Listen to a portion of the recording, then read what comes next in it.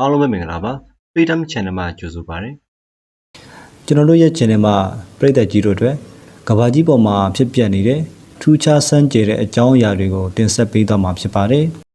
။ကျွန်တော်တို့ကဘာကြီးမှာနောက်ထပ်ဘာတွေဖြစ်လာအောင်ပါလဲ။နောက်ဖြစ်လာနေတဲ့အကြောင်းအရာတွေကိုကြိုတင်ကာကွယ်နိုင်ဖို့အတွက်ပညာရှင်တွေကခံမှန်းတွက်ချက်နေကြပါတယ်။ပရိသတ်ကြီးတို့လည်းပညာရှင်တွေဘာတွေခံမှန်းပြောဆိုခဲ့ကြလဲဆိုတော့ကိုသိရှိကြမှာပါ။ဒီဗီဒီယိုထဲမှာတော့ပညာရှင်တွေခံမှန်းပြောဆိုထားကြတဲ့အကြောင်းအရာ၅မျိုးကြောင့်ကိုတင်ဆက်ပေးသွားမှာဖြစ်ပါတယ်။ဒါဆိုရင်ကျွန်တော်တို့ဗီဒီယိုလေးကိုအခုပဲစလိုက်ရအောင်ပါ။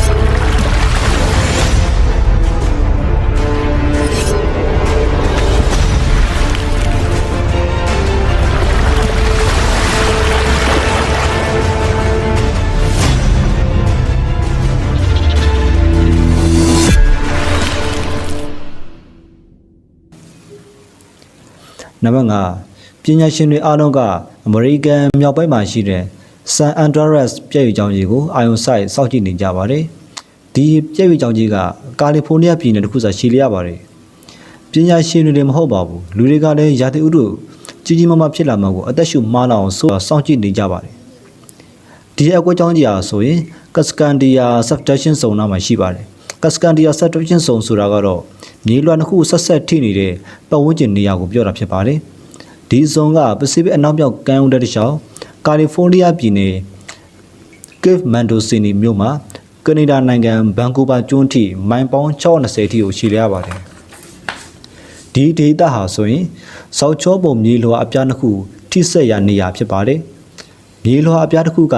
ကဘာမြေရဲ့အောက်ဘက်ကိုချော်ဆင်းသွားပြီးနောက်ထပ်မြေလွှာအပြားတစ်ခုကတော့ကဘာတိုက်ကြီးတွေကိုရွှေ့ပြောင်းဖို့လှုံ့ဆော်ပေးပါတယ်။ဒီအပြားနှစ်ခုဟာဖြင်းညစ်စွာပုတ်တက်ရွေ့ရှားနေကြပြီးဒီနှစ်ခုတိုက်မိသွားရင်တော့အဖြတ်စွမ်းကြီးမားပြီးအင်အားပြင်းထန်တဲ့ငလင်လှုပ်ခတ်မှုဖြစ်ပေါ်လာနိုင်တယ်လို့ပညာရှင်တွေကပြောဆိုထားကြပါတယ်။ဒီဒေတာဟာမကြာငလင်လှုပ်ခတ်တတ်ပြီး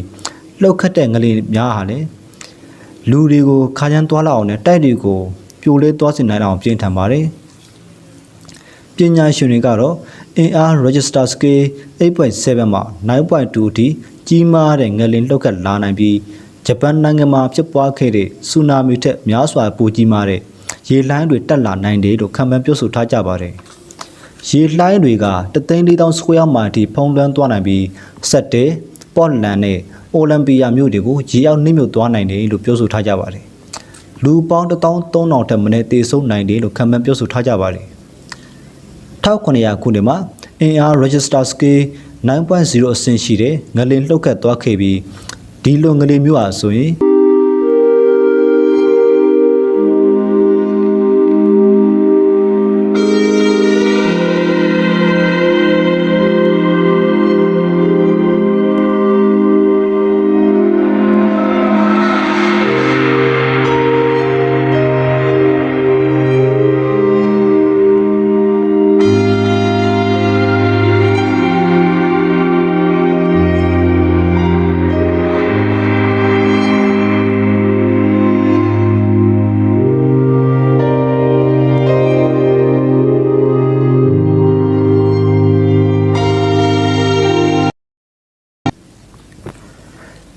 နံပါတ်4ကာလူယာရဲ့တောင်ဘက်ပိုင်းမှာရှိတဲ့ဟာလီနာဆလန်ဒေသဟာဆိုရင်ပင်လယ်ရေအောက်ကိုတဖြည်းဖြည်းနှိမ့်ဆင်းလာနေပါတယ်။နည်းနည်းချင်းစီချိုးဆင်းလာနေတာဖြစ်ပါတယ်။ဒီနေ့အထိဆိုရင်တစ်နှစ်ကို4လက်မနှုံးနဲ့ချိုးဆင်းနေတာဖြစ်ပါတယ်။ရုတ်တရက်သမုဒ္ဒရာထဲကိုချိုးဆင်းသွားခဲ့မယ်ဆိုရင်တော့ကြီးမားတဲ့ဘေးဆိုးကြီးကြားရောက်လာနိုင်ပါတယ်။ကြီးမားတဲ့ငလျင်တစ်ခုလှုပ်ခတ်သွားနိုင်ပြီးမေဂါဆူနာမီရေလှိုင်းကြီးတွေတက်လာနိုင်ပါတယ်။တိုင်းတာချက်တွေရပေ1000ခန့်အထိဟာဝိုင်ကျွန်းကိုဖုံးလွှမ်းသွားနိုင်ပြီးရေလှိုင်းတွေဟာတနအီကိုမိုင်ပေါင်းများစွာဖုံးလွှမ်းသွားနိုင်တယ်လို့ပညာရှင်တွေကခန့်မှန်းပြောဆိုထားကြပါတယ်။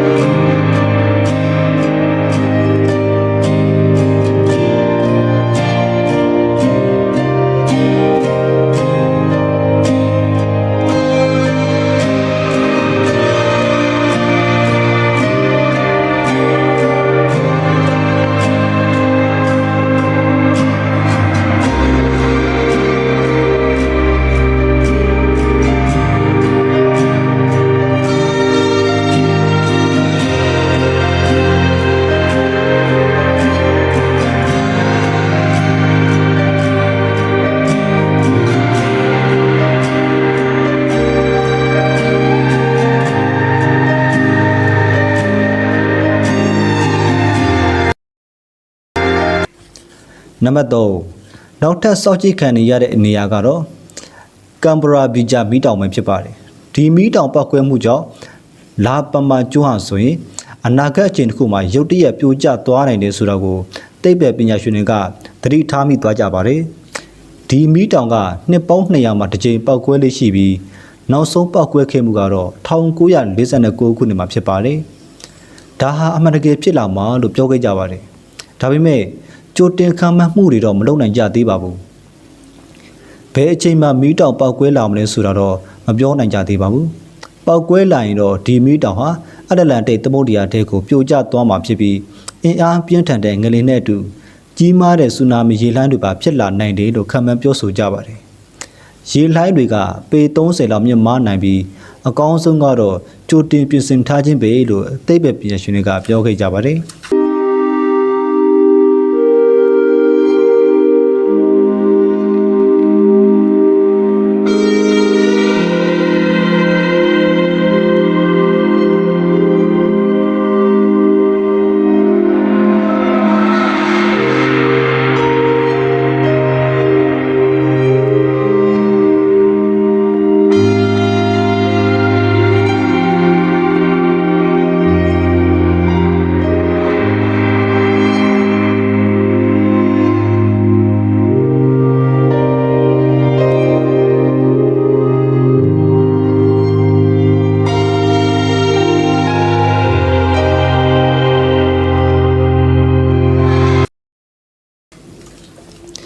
နံပါတ်2နောက်ထပ်ကြီးကြီးမားမားဖြစ်လာနိုင်တယ်လို့ခန့်မှန်းထားတဲ့အရာကတော့ရေထဲကလည်းမဟုတ်သလိုကောင်းကင်ဘက်ကလည်းမဟုတ်ပါဘူးနေကနေလာမှာပဲဖြစ်ပါတယ်2012ခုနှစ်မှာရေးသားခဲ့တဲ့ဆောင်းပါးအရကမ္ဘာကြီးဟာနောက်10နှစ်အတွင်းမှာနေမှကြီးမားတဲ့အပူရှင်တွေခံစားရနိုင်တယ်လို့ဖော်ပြခဲ့ပါတယ်ဒီဆောင်းပါးထုတ်ဝေပြီးနောက်10နှစ်အတွင်းမှာကြီးမားတဲ့ပြောင်းလဲမှုတွေဇက်တိုက်ဖြစ်ပေါ်လာခဲ့ပါတယ်ဒါကဘာလဲဆိုရင်တော့နေမုန်တိုင်းပဲဖြစ်ပါတယ်နေရမျက်နှာပြင်မှာတိုက်ခတ်တဲ့မုန်တိုင်းများဖြစ်ပါတယ်။ဒီမုန်တိုင်းများဟာ12နှစ်လျင်တစ်ကြိမ်ဖြစ်ပွားပါတယ်။ဒါဘာဖြစ်လို့လဲဆိုရင်တော့နေကသေးရကနေကြီးမားလာတဲ့ဖြစ်စဉ်အဆင့်များပဲဖြစ်ပါတယ်။ဒါကို solar minimum transitions to solar maximum transition လို့ခေါ်ပါတယ်။နေရမျက်နှာပြင်အပူချိန်ဟာအလွန်အပူချိန်မြင့်တက်လာနေပြီးအပြင်ပိုင်းလွှာကကြီးမားလာတာဖြစ်ပါတယ်။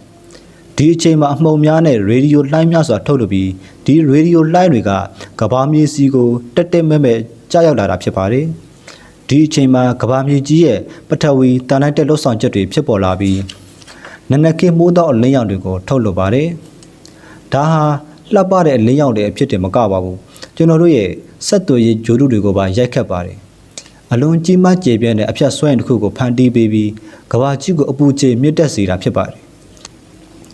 ဒီဖြစ်စဉ်က1989ခုနှစ်မှာတစ်ကြိမ်ဖြစ်ပွားခဲ့ပြီးကနေဒါနိုင်ငံရဲ့ရေအားလျှပ်စစ်စက်ရုံကိုစက္ကန့်60အတွင်းပျက်စီးသွားစေခဲ့ပါတယ်။9နာရီတိတိလူပေါင်းတန်းနဲ့ချီပြီးလျှပ်စစ်စွမ်းရည်မရဘဲနေထိုင်ခဲ့ရပါတယ်။ဆက်သွယ်ရေးနဲ့ပို့ဆောင်ရေးလုပ်ငန်းစဉ်တွေရပ်တန့်သွားခဲ့ရပြီးဗန်စနစ်တွေကိုလည်းဝင်ရောက်ဖျက်ဆီးခဲ့ပါသေးတယ်။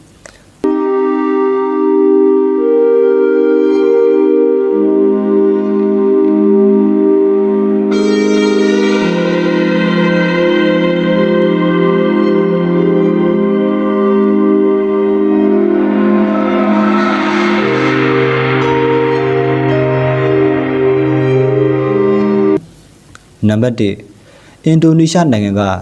The Lake Toba Super Volcano မီးတောင်ဟာဆိုရင်လည်းစောင့်ကြည့်နေရတဲ့အခြေအနေမှာရှိပါတယ်။လွန်ခဲ့တဲ့နှစ်ပေါင်း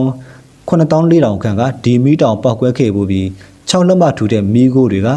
အိန္ဒိယနိုင်ငံအထိကိုဖုံးလွှမ်းသွားခဲ့ပါတယ်။ဒီမီးတောင်နောက်ထပ်တစ်ကြိမ်ထပ်မံပောက်ကွဲလာမှာကို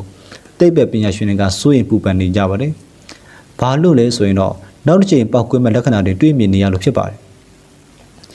နောက်တစ်ကြိမ်ပောက်ကွဲမဲ့အခြေအနေကပထမအကြိမ်ထက်ပိုမိုကြီးမားပြီးပြင်းထန်နိုင်တယ်လို့ခန့်မှန်းထားကြပါတယ်။သိပ္ပံပညာရှင်တွေကဆူမာတရာပြည့်ကျော်ကိုစောင့်ကြည့်နေကြပြီးဒီပြည့်ကျော်ကတိုဘာတောင်နဲ့ဘတ်ဆက်တီကိုရှည်လျားပါတယ်။ဒီတစ်ကြိမ်မှသာမီးတောင်အသက်ဝင်လှုပ်ရှားလာပြီးပောက်ကွဲပါကသတိပေးချိန်မရနိုင်ပဲလူပေါင်းများစွာတည်ကြည်ပျက်စီးသွားနိုင်တယ်လို့ခန့်မှန်းထားကြပါတယ်။ပြည်သက်ကြီးတို့တော့ဘလို့ထင်တယ်မသိပါဘူးနော်။ကျွန်တော်တို့ဒီဖြစ်စဉ်တွေမဖြစ်လာပါစေနဲ့လို့ဆုတောင်းလိုက်ပါတယ်။ ပြည်သက်ကြီးတို့လည်းကြမ်းမချမ်းသာကြပါစေဗျာကျွန်တော်တို့ရဲ့ဗီဒီယိုကိုကြမ်းနှစ်သက်တယ်ဆိုရင်တော့ like and subscribe တွေချင်းပြပေးသွားကြပါအောင်နော်နောက်ထပ်အစီအစဉ်တွေတင်တိုင်းသိနိုင်ဖို့လည်းခေါင်းလုံးလေးကိုနှိပ်ပေးသွားကြပါဦးခင်ဗျာကျွန်တော်တို့ရဲ့ဗီဒီယိုလေးကိုအဆုံးထိကြည့်ပြီးတော့ကျေးဇူးများချစ်တင်ပါတယ်အားလုံးပဲအောင်မြင်ပါစေခင်ဗျာ